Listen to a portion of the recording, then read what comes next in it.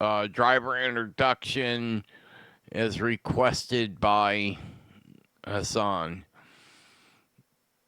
Hello, my name is Thomas Fry, and I worked with Hassan for a couple of years. While I owned a company called Black Ice Trucking. I was a truck driver, and I also owned it. I had a previous trucking company of 20 years. We hauled cars. We had 10 trucks. We would move approximately 150 cars a week. Anything that needed painted, we would go pick it up from the auction and bring it back, do the body work to it, and then take it back to the auction. I didn't like the facilities, so in the contract it was decided that we would do the work at the shop, and we got paid for moving the cars both directions. So a good little way to add some extra money into what we were doing. So that's given me about 22 years experience. And that's kind of what inspired me to get into trucking, was moving all those cars, because it was a side job of the body shop I owned.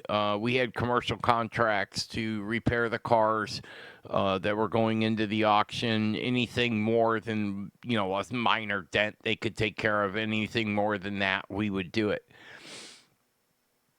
And then, that we were under contract, so we were always moving from point A to point B. So it kind of didn't matter about the truck, and it didn't matter about the trailer. As long as the equipment was good, we weren't dealing with the public other than what they saw. So we had one or two trucks that were really pretty, and the rest of them were, plain trucks. We never changed the color, and we just put some stickers on the side for, the legal thing, and we weren't looking for, the pretty factor. My truck and our manager's truck were decked out, quad cabs, big diesel motors, 3 tons, because those were the ones that we would have to talk to people. We wanted them to see pretty, and that's how most companies do it. The lead drivers get nice trucks, and everybody else gets what's left. And you got to work your way up in the company. But the one thing why I got along so well with Hassan, we would talk for hours on the phone. So whenever I would get bored, I could call and talk to him. And that was kind of an extra thing that he offered as a dispatcher that allowed us to become friends. And we've been friends ever since. And now we're doing other things, and I helped him get the dispatch part of the business up and going. When I first met him, he was working with another company, and he left that company to when I did. I left the dispatch company that he was working for because I was unhappy with how they handled things.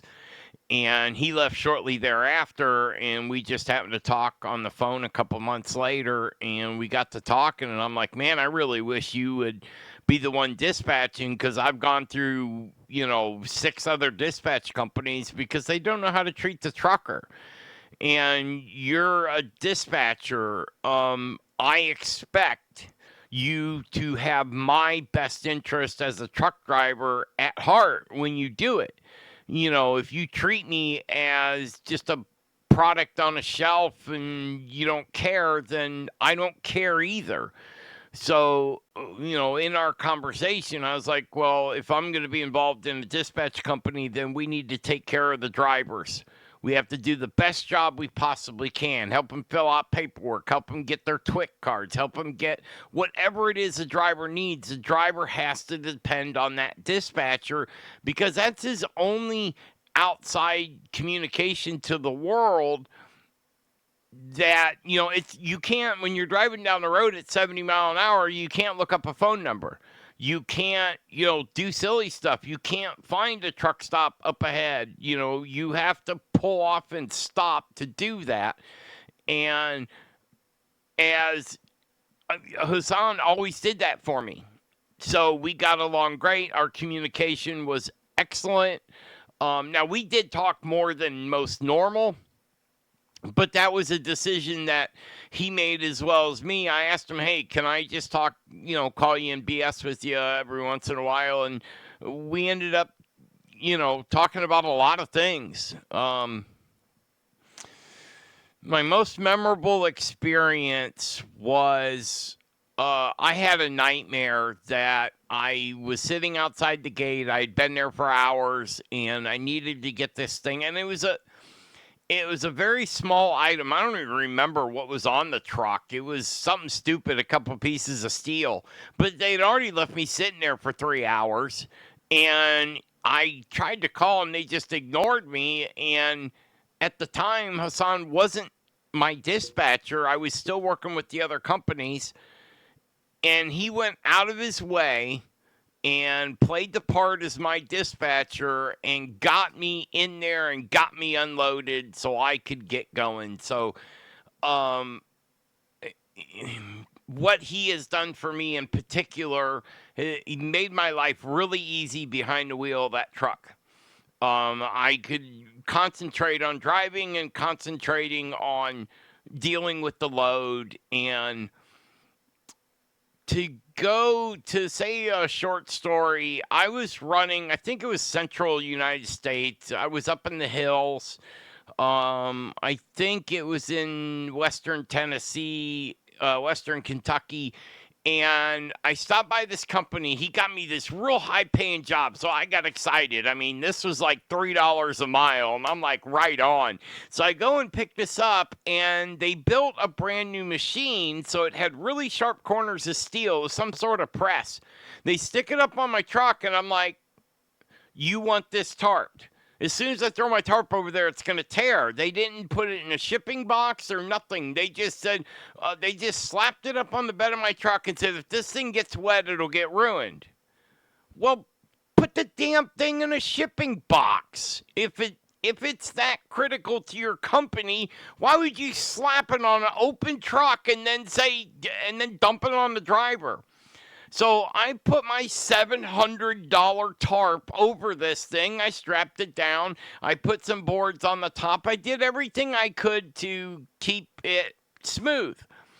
And I take off, and I knew how my day was going to go because that very first road was bumpier than shit, okay? And it was like 5 miles of whipping back and forth on the roads. And, I got a 40-foot long trailer behind my truck. So it don't do curves very well, especially when they're S curves and double S curves and triple S curves. And then you had a couple 90-degree turns on 2-lane blacktop that I literally had to sit there till no one else was in the intersection because I had to go all the way over to the right off the road to make on the left side to make a right-hand turn to get that trailer. And the sides of the roads were like, they were like steep 45-degree angles. So my truck would have rolled if I would have made a mistake doing this. So it took like 15 minutes to get through the stupid intersection because it was really tiny. The roads, by law, road is supposed to be 12 feet wide. When you double that, that makes 24 foot wide, and then you add 2-foot berm on either side. No, not these roads. They were 10-foot lanes, so it was only 20 foot wide with no side thing. So I had to figure out how to get her out. So anyway, I got through all that. I'm rolling down the highway. I'm in the back roads. I got a crosswind from hell coming out of there, and I had to keep stopping and tightening the tarp. The tarp will stretch when you pull it at those angles and I got pictures of it, but it ended up tearing the tarp. Once you make a little hole in the tarp and that wind at 70 mile an hour can get up underneath the tarp, it poofs it all out. I'm sure you've seen one going down the highway with the tarp that looks all poofy. Well, that's because there's a tear in it and wind gets up under it, and that's bad for a trucker. So I stopped, pulled over, dealt with it, went down the road another 2 miles. It tore it again. The edges on this machine, It was like 1 inch thick plate steel, and they did not curve any edge. They left them all square. So this thing had, 50 sharp corners on it. It was horrible. And we ended up making the broker pay for the tarp, which he actually did, which surprised me. I didn't figure he would, but he did pay for the tarp. And that was because Hassan, my dispatcher, got on the phone and fought for me and got me the money for that tarp. And I ended up out in Missouri the next day or a couple days later, and I was able to stop by one of the top tarp makers in the country. And I took that money, put some more money with it, and I bought some more tarps, which I still have to this day. But I wouldn't have been able to do that without a quality dispatcher that cared about what I was going through. Now, we started building our relationship from the beginning. He treated me nice, so I talked to him, and a 10-minute conversation became a 20-minute, became a 40-minute, became a 4-hour conversation, to the point where I would sit and chit-chat with them on the weekends when I'm sitting at truck stops waiting for Monday to come by, and, you're in your truck for 3 days, and we'd sit there and talk for 4 or 5 hours. And, I realized, every dispatcher can't do that with every driver, but when you meet someone that has done as much as he has done for me on helping me and fighting for me, I'm out there, and it was funny. Half the loads I ran, by time I got to where I was going, he figured out a way to get me more money. And I love that about Black Ice Dispatch, because they always fought for me, and they didn't even always tell me. I would get to where I'm going, and then next thing I know, I'm getting paid more money, and I'm like, dude, what's going on? He goes, oh yeah, I got you some more money on the way. So he made my life so much easier. Now, it says on here, the question is advice for aspiring dispatchers. The biggest thing I can tell you, you want to keep a driver, be friendly, do what that driver needs, and get to know your driver and become friends if you can. It makes everything go a lot easier, and we're still friends to this day. And I'm retired from driving now, and I still love to help him out whenever I can, just because how much effort he did for me. So if you're a new driver, you need to find yourself a dispatcher like the dispatchers from Black Ice Dispatch. And of course, I'm going to back them because I know how good they are out in the field. But even if you don't go with them, you got to find someone that is willing to fight for you and help you and make your life easier. And that's how a good dispatcher will make a lot of money. And to this day, I've heard comments like, I've never made as much money as I did when you were driving. Another one, we were talking, he's like, why don't you go out and drive again? He said, you were the only one I got steady money with. There's a lot of drivers out there that don't treat the people that help them nicely, and that's where that comes in. And never got mad about my expectations. I mean, I would get upset and he would let me vent, but he just was always there. When I called him, he was always there for me and did the best job he could in trying to solve the problem that I was facing. And whether it was paperwork or dealing with asshole brokers or, whatever the deal was, and problems will arise all the time.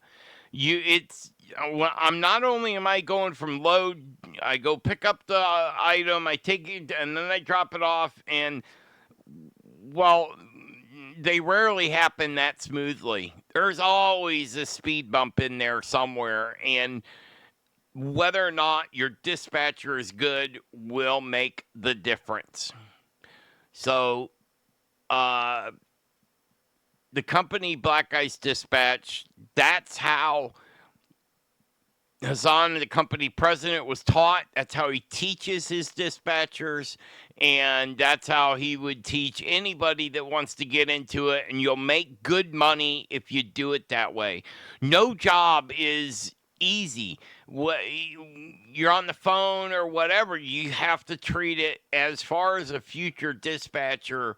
You have to go in with the expectation that you are going to work. You can't just find a load and then it's over. You get paid. You have to help that load get from point A to point B, get it off the truck, help him collect the money if he needs to. What's it going to kill you? A couple of phone calls. But Hassan works with the people that I worked with, and there was a way that if you do it a certain way, at least the way I did it, in the 2 years, I never not got paid when I was done with a load. Not one time. So my name's Thomas Fry. I used to drive a truck, and I also am the in-house expert for Black Ice Dispatch.